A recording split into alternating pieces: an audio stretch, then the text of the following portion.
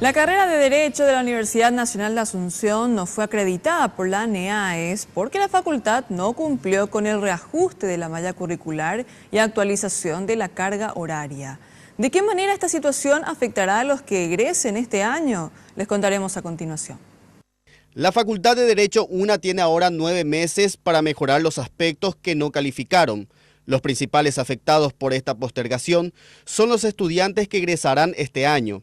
La Ley 4.995 de Educación Superior, en su artículo 82 dice que la acreditación es un requisito para acceder a becas, concursos, licitaciones o cualquier prestación al Estado.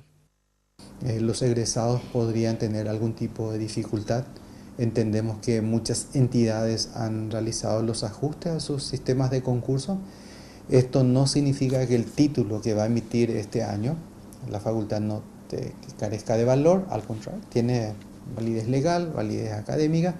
Lo que sí, los egresados de este año en un proceso de concurso para algún puesto determinado se encontrarían en una situación de desventaja porque la experiencia más cercana es la del Consejo de la Magistratura, en donde aquellos profesionales que vienen de una carrera acreditada tienen un puntaje adicional. Por otra parte, el presidente de la Agencia de Acreditación aseguró que los recortes planteados en el presupuesto general 2018 a las universidades públicas afectará el proceso de evaluación de las carreras.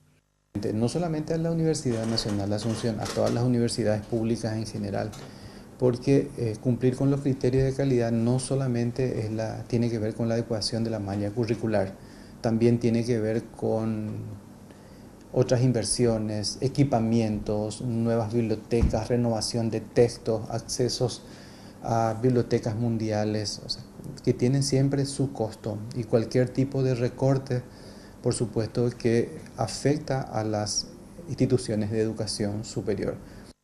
Informó que este año la agencia realizará 146 evaluaciones, lo que representa un récord histórico. También está previsto la acreditación de 56 nuevas carreras, el doble del año anterior.